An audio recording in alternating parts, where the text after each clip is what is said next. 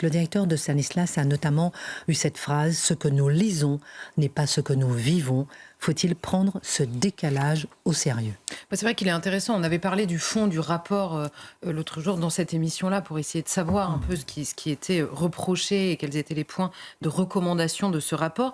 Là, ce qui nous intéresse, c'est en effet le décalage entre le fond du rapport, la manière dont ce rapport est présenté et la manière également dont les acteurs de Stanislas, que ce soit le directeur, les cadres éducatifs ou même les élèves, sont relativement invisibles, on va dire, dans le récit qui est fait, notamment médiatiquement. Alors évidemment, on ne va pas s'attarder sur les seuls propos du directeur qui défend très naturellement son établissement et qui pourrait donc, non pas se tromper, mais le défendre contre une autre réalité ici et là. Alors dans le récit médiatique de manière générale, alors, on a beaucoup travaillé le sujet à plusieurs au JDD la semaine dernière, en fin de semaine dernière, notamment sur ce décalage-là précisément.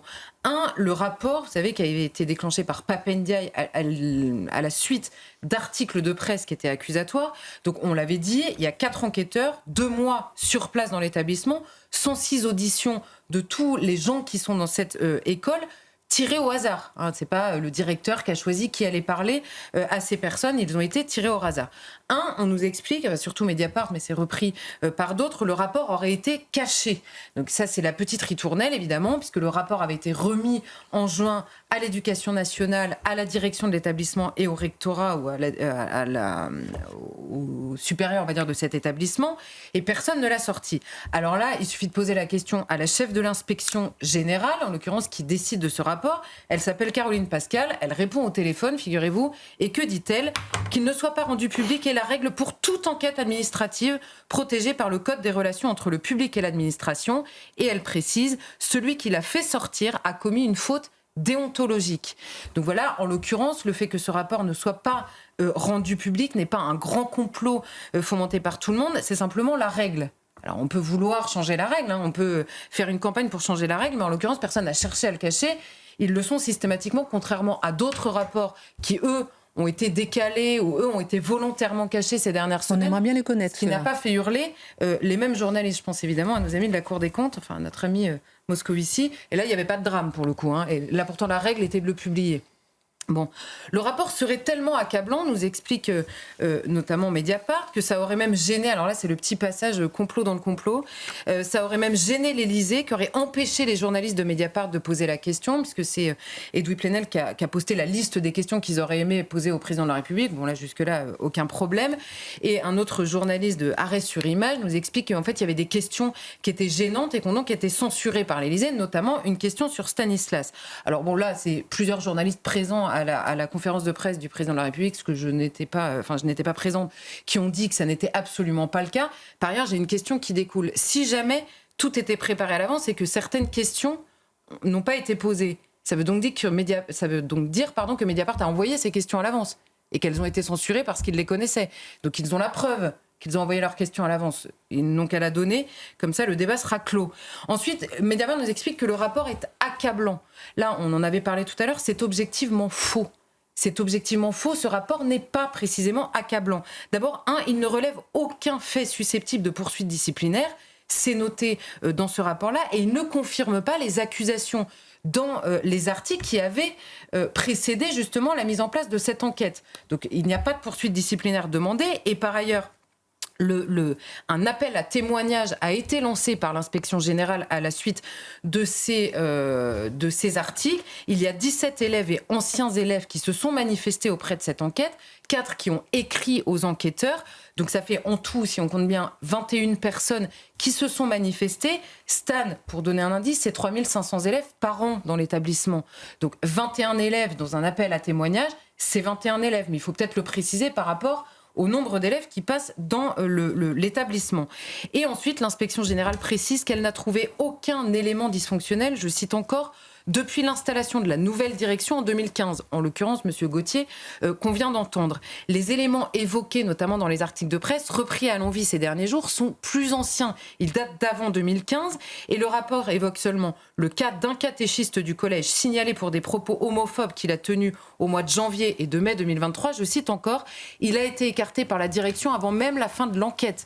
Il a été écarté et là, ces derniers jours, vous avez vu sortir partout l'info sur laquelle le parquet ouvre une enquête à Stanislas. En réalité, le parquet a ouvert à l'automne une enquête sur ce catéchiste-là, après qu'il a été viré et dénoncé et signalé par les inspecteurs au parquet précisément. Ça ne vise absolument pas Stan, ni la direction, mais ce catéchiste qui n'enseigne plus à Stan en raison des propos qu'il a tenus. C'est quand même pas exactement la même histoire, vous me l'accorderez. Donc en l'occurrence, Stan n'est pas directement visé par un rapport accablant. Alors, vous parlez de 17 élèves qui se sont manifestés pour en témoigner contre leur établissement, mais qu'en pensent les autres élèves?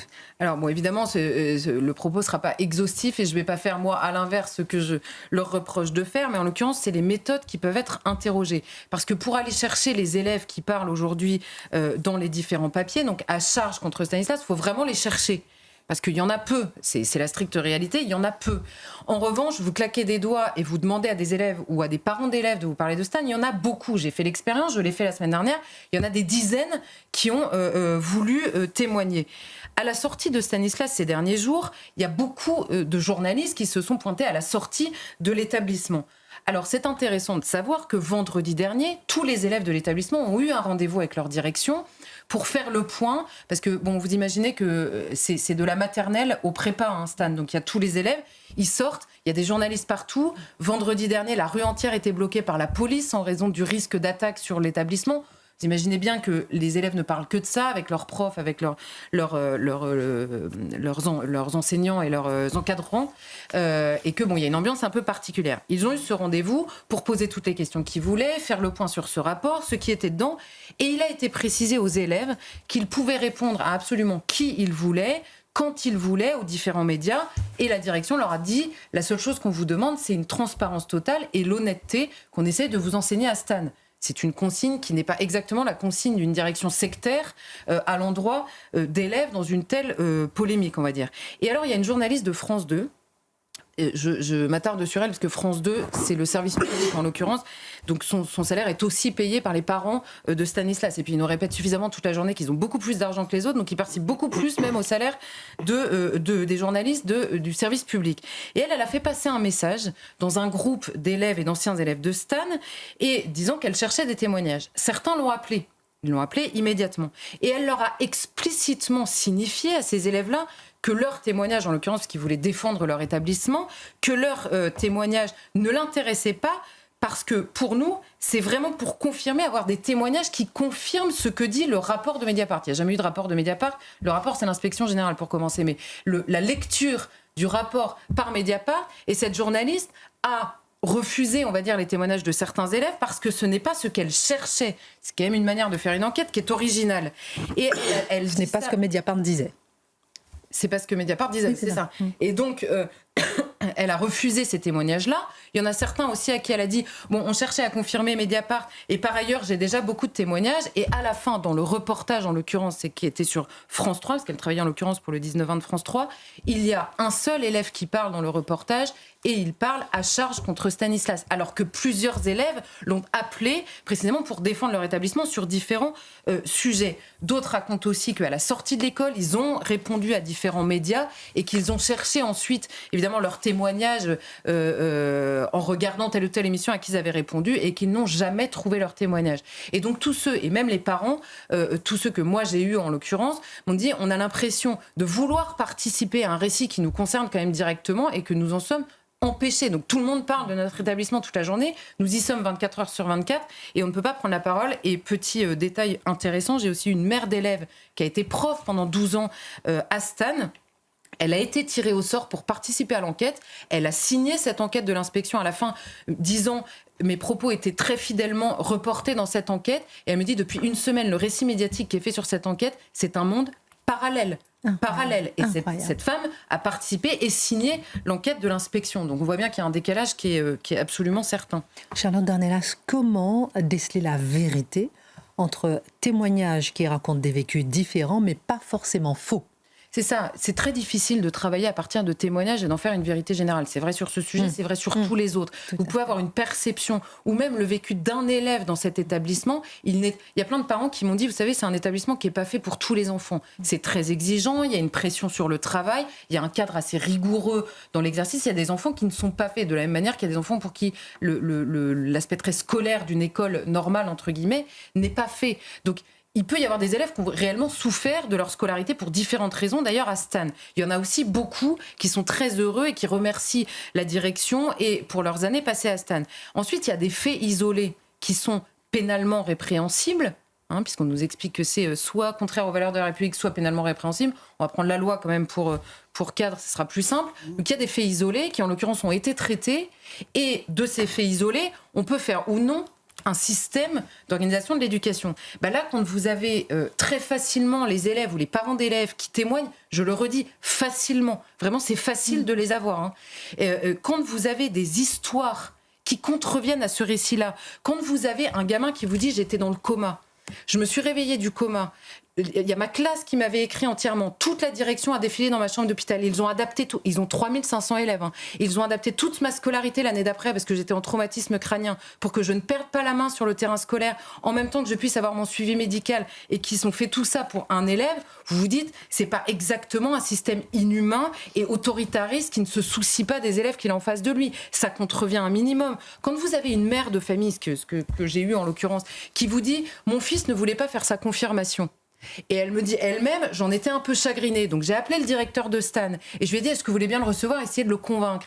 Et cet enfant va voir 3 fois de suite le directeur pour des rendez-vous. À la fin, le directeur appelle à maman en lui disant, écoutez, je pense qu'il faut respecter sa liberté. C'est pas le moment, il en a pas envie, il faut surtout pas le forcer. C'est pas exactement une secte religieuse qui ne fait que de la propagande. Et il y a 2 autres témoignages qui ont retenu mon attention. Une mère de harceleur. Une mère de harceleur qui m'a dit, le premier jour où la direction a été informée, j'ai été appelée immédiatement. J'y suis allée. On a réglé le problème. Ça a été un moyen de l'éduquer, à la protection des plus faibles, 2, à la question du pardon. Et le problème a immédiatement été réglé. Et par ailleurs, les parents qui vous disent les propos qui sont réellement offensants, qui existent dans les cours de récréation, quand ils sont entendus, sont immédiatement sanctionnés. Trouvez-moi beaucoup d'écoles où c'est le cas. Donc quand votre problème, c'est l'élitisme, l'enseignement privé, l'Église catholique ou la morale qu'elle enseigne, parce que c'est évidemment ça le fond du problème, il faut le dire comme ça. Et au moins on mène la guerre entre adultes, par ailleurs, qu'il convient de mener sur le terrain des idées.